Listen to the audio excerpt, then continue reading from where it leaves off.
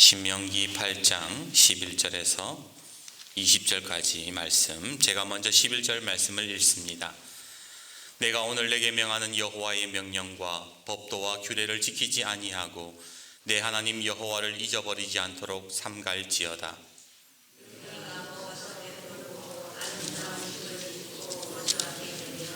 또 내 소와 양이 번성하며 내 은금이 증식되며 내 소유가 다 풍부하게 될 때에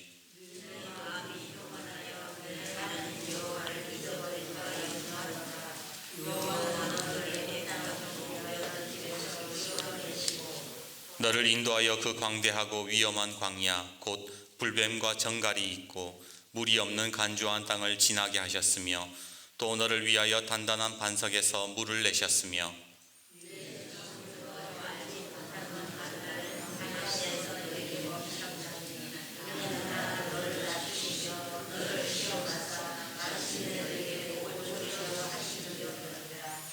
그러나 내가 마음에 이르기를 내 능력과 내 손의 힘으로 내가 이 재물을 얻었다 말할 것이라.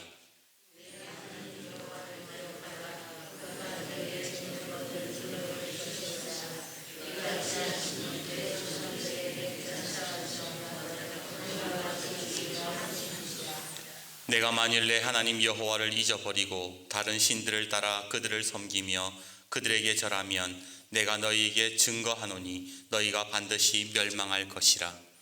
여호와께서 너희 앞에서 멸망시킨 민족들 같이 너희도 멸망하리니 이는 너희가 너희의 하나님 여호와의 소리를 청종하지 아니함이라. 어릴 적 할머니께서는 저에게 늘 그렇게 말씀하셨어요.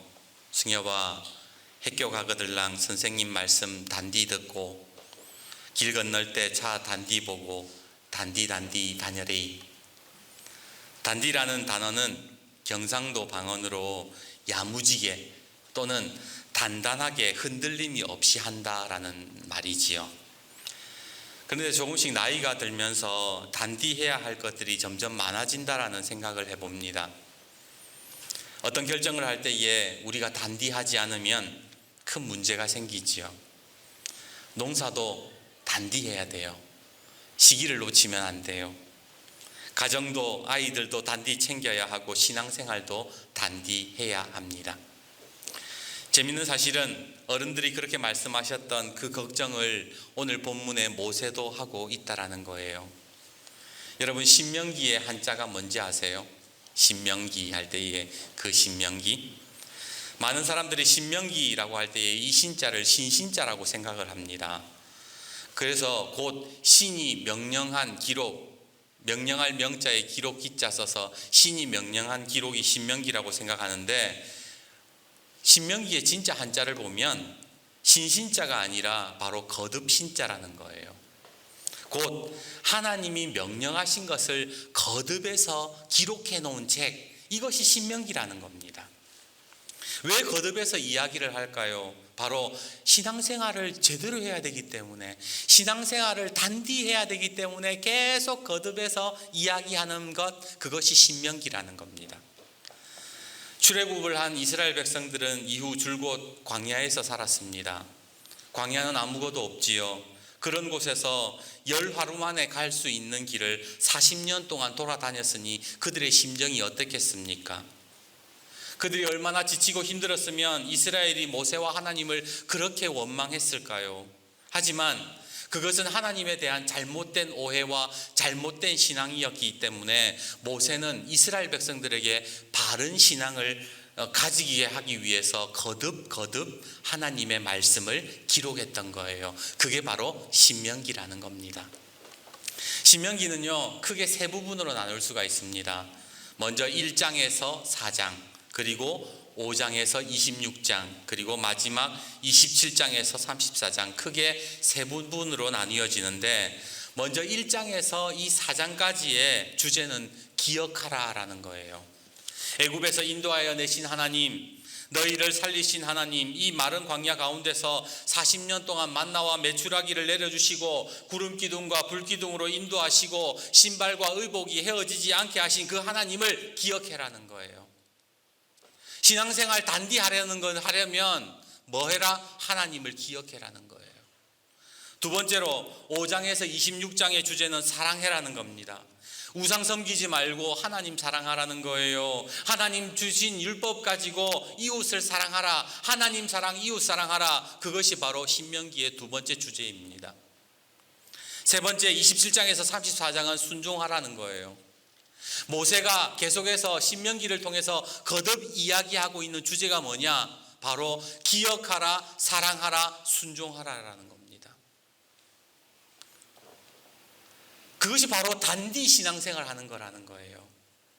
그리고 계속해서 거듭 이야기하는 것을 뭐라고 하느냐? 바로 신신당부라는 겁니다. 그래서 오늘 설교 제목을 저는 신신당부라고 정했어요. 오늘 여러분과 저는 어떻습니까? 신앙생활 제대로 하고 있습니까?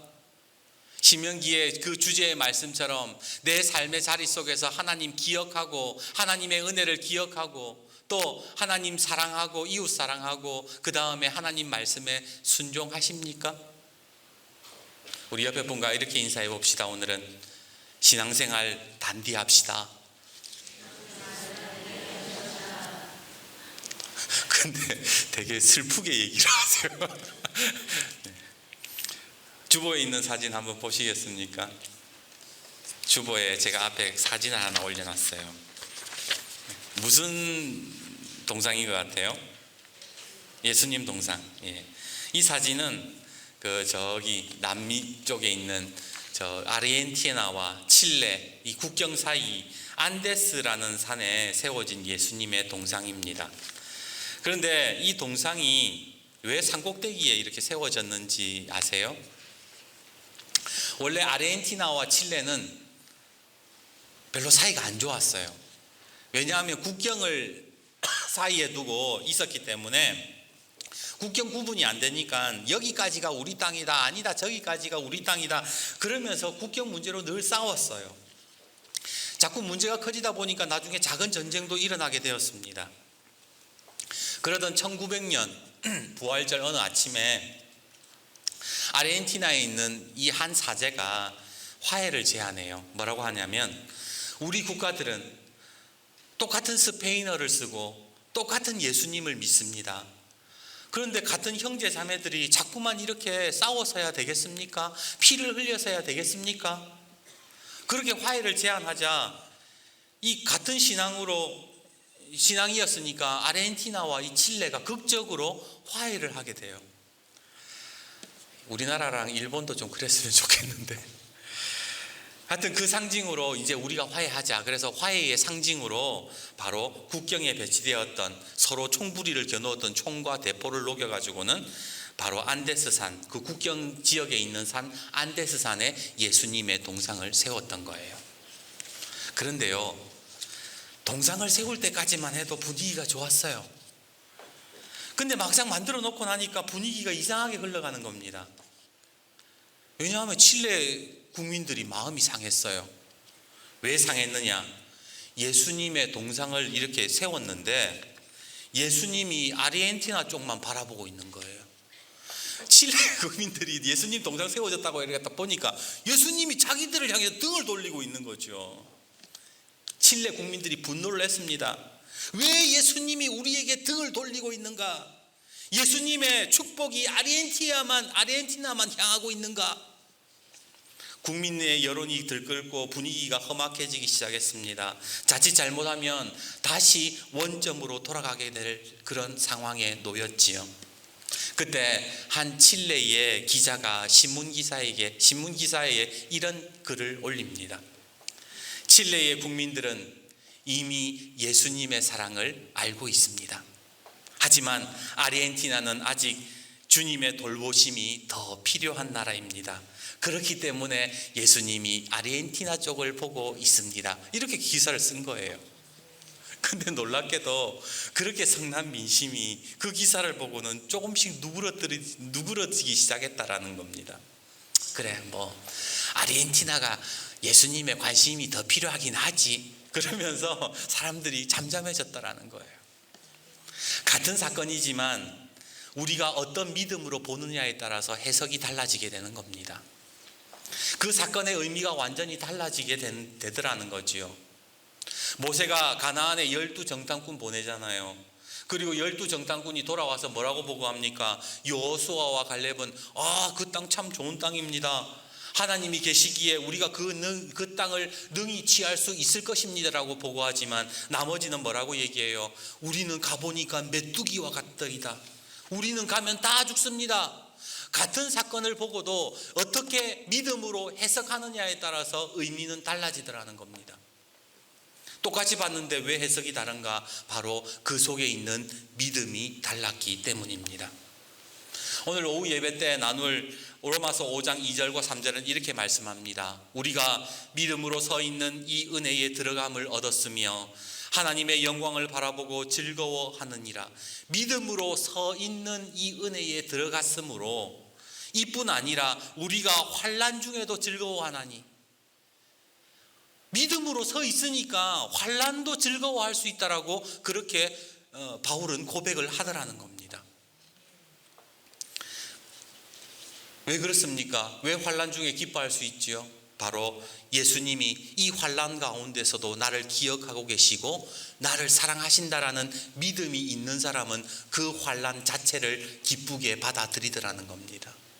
해석이 다른 것이지요. 누구는 다 죽었다고 생각하는데 누구는 기쁘게 받아들인다는 겁니다.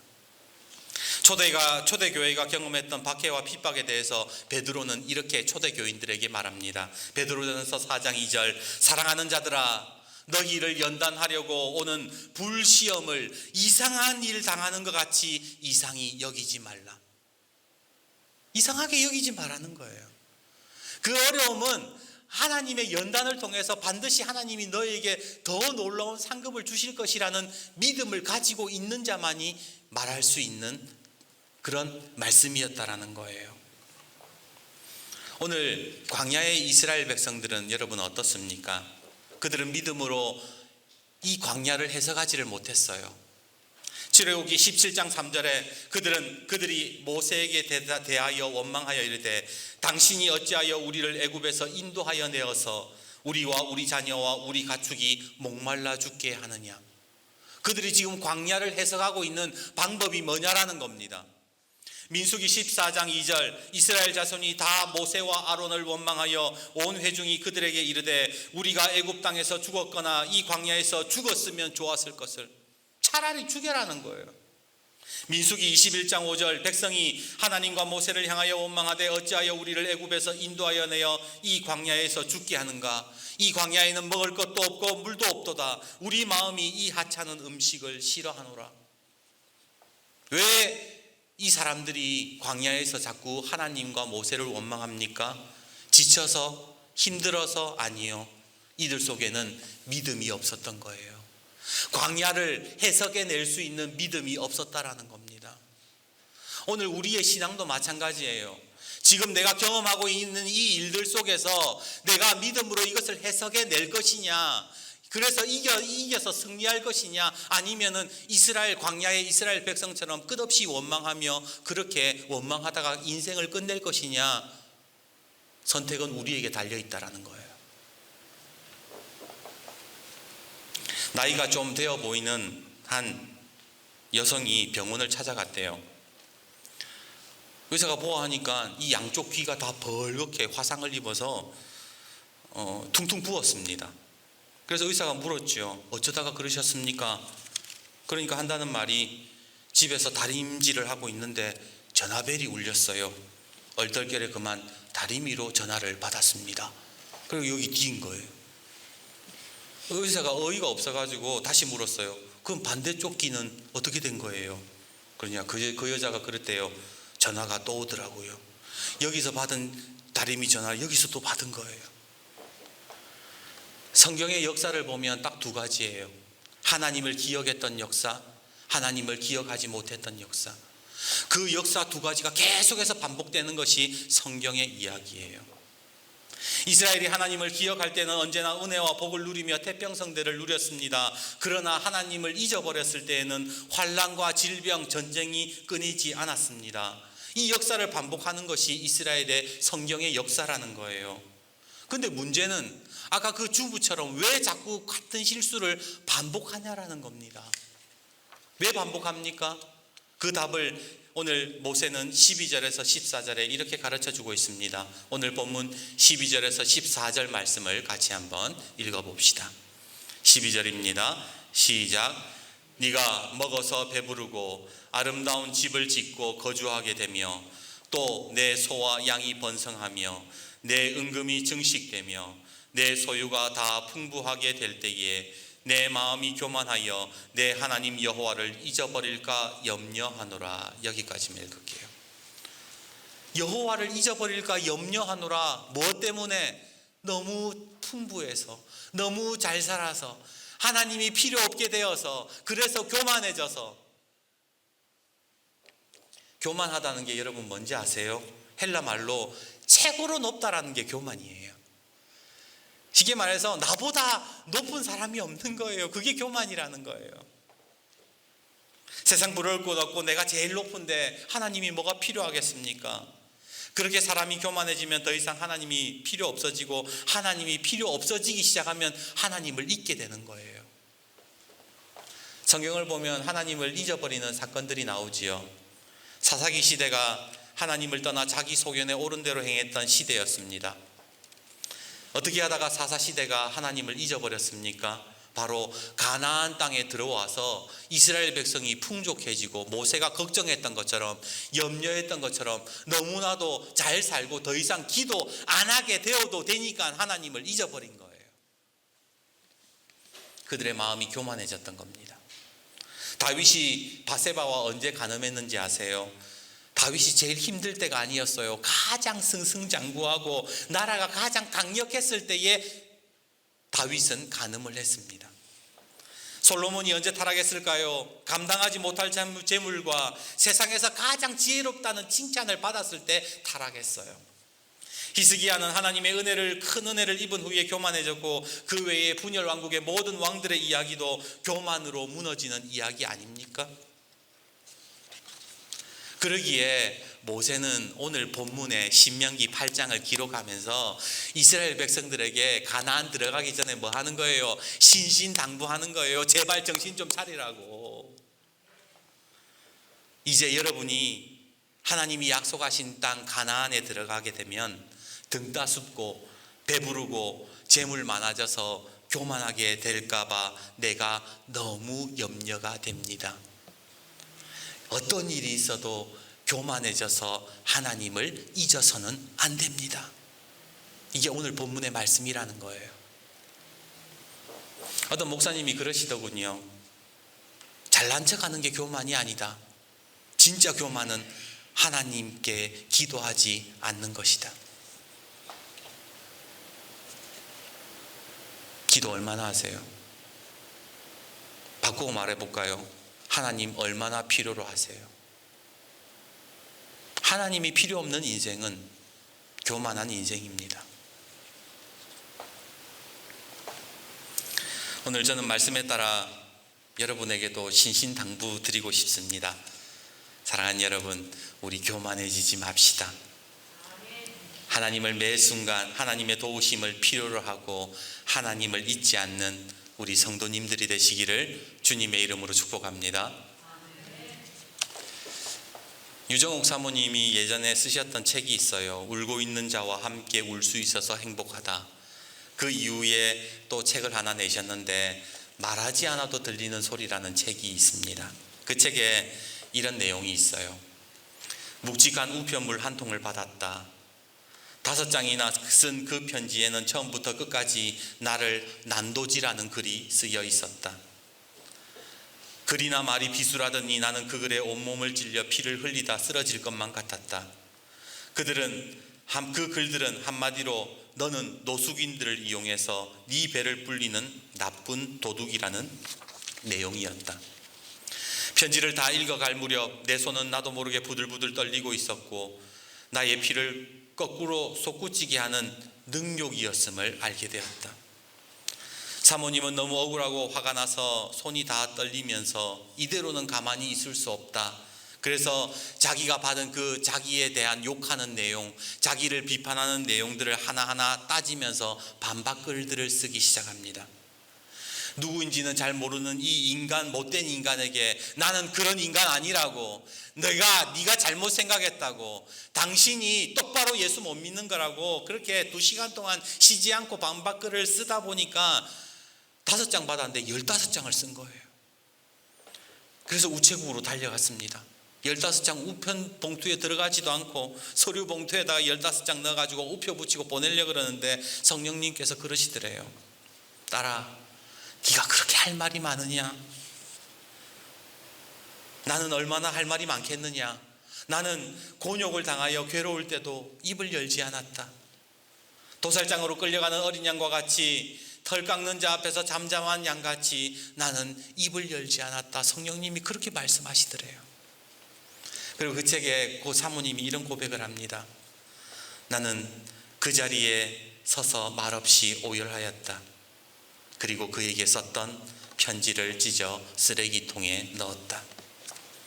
고린도후서 12장 10절, 그러므로 내가 그리스도를 위하여 약한 것들과 능욕과 궁핍과 박해와 공고를 기뻐하노니 이는 내가 약한 그때의 강함이라 하였는데 나는 바울이 겪었던 궁핍도 박해도 공고도 스스로 다 겪을 수 있다고 자신해 왔다. 그런데 그 가운데 있던 능욕이라는 것 앞에서 감당할 수 없는 분노가 폭발하였던 것이다. 주님은 가장 자부심을 가졌던 일이 여지없이 무너져 내릴 때에도, 변명할 말이 많아 수백 장에 달할 때에도 그 능욕을 참아내는 정도가 아니라 그 능욕을 기뻐해야 한다고 하셨다. 나는 능욕이라는 몸살을 앓고 있었다. 보름쯤 지났을 때에 편지를 보낸 그 사람에게 전화가 왔다. 사모님, 정말 죄송합니다. 제가 사모님께 죽을 죄를 지었어요. 그는 울먹이느라 제대로 말을 잇지 못했다. 그는 지금 나의 가장 신실한 동역자로 내 곁에 와 있다. 바울은 그의 동역자인 브리스가와 아굴라에게 그들은 내 목숨을 위하여 자기의 목까지 내어놓았다고 소개했다. 그는 나에게 있어 브리스가와 아굴라 같은 동역자가 되었다. 그날 내가 15장의 편지를 붙였다면 나는 영원히 그를 잃었을 것이고 어쩌면 가장 나를 치명적으로 공격하는 적이 되었을지도 모를 일이다. 우리가요, 살아가다 보면서 감정 때문에 일을 그르칠 때가 참 많지 않습니까? 그런데 그 일들 속에 하나님의 말씀이 생각나고 하나님이 기억난다면 어떻게 될까요? 저는 그렇게 살기를 원합니다. 내 분노와 내 감정이 극에 달해가지고 어쩔 수 없이 막 상다리 뒤지고 싶을 때에 하나님의 말씀이 생각나는 사람, 그 사람이 하나님을 잊지 않는 사람인 거예요. 그 사람이 신앙생활 제대로 하는 사람인 거예요. 어쩌면 모세도 이스라엘 백성들 보면서 화가 늘 머리 꼭대기에 있었을지도 몰라요. 조금만 하면 원망하고 조금만 하면 불평하고 조금만 하면 못 살겠다는데 얼마나 짜증 났겠어요. 얼마나 화가 났겠어요. 그럼에도 불구하고 모세가 하나님의 말씀을 기억하여서 그것을 누구러뜨리면서 한자 한자 써갔던 것이 바로 신명기, 거듭에서 말씀하는 말씀, 기록한 말씀, 신명기의 말씀인 거예요. 그리고 그들에게 그러는 거예요. 원망하는 그들에게 제발 하나님을 잊지 마라. 교만해지지 마라. 지금의 사건들을 마음대로 해석하지 말고 제발 믿음으로 해석해라고 말씀하고 있더라는 겁니다. 우리 14절에서 16절까지의 말씀을 우리 다 같이 한번 읽어봅시다. 14절에서 16절입니다. 같이 읽습니다. 시작. 여호와는 너를 애굽 땅 종되었던 집에서 이끌어내시고 너를 인도하여 그 광대하고 위험한 광야 곧 불뱀과 정갈이 있고 물이 없는 간조한 땅을 지나게 하셨으며 또 너를 위하여 단단한 반석에서 물을 내셨으며 내 조상들도 알지 못하던 만나를 광야에서 내게 먹이셨나니 이는 다 너를 낮추시며 너를 시험하사 마침내 네게 복을 주려 하심이었느니라. 이러한 연단도 하나님이 복 주시려고 그랬다라는 거예요. 제발 믿음으로 이 사건들을 해석해라고 모세는 이야기했던 겁니다. 사랑하는 여러분, 하나님을 기억한다라는 건 다른 게 아니에요. 하나님이 내 삶에 행하셨던 일, 나에게 베풀어 주셨던 은혜, 나와 동행하셨던 그 일들을 믿음으로 해석하는 거예요.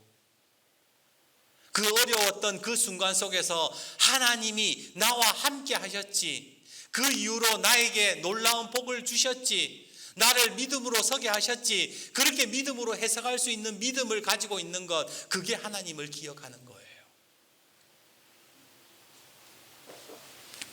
그리고 그 은혜의 기억을 가지고 있는 사람은 하나님을 잊지 않습니다.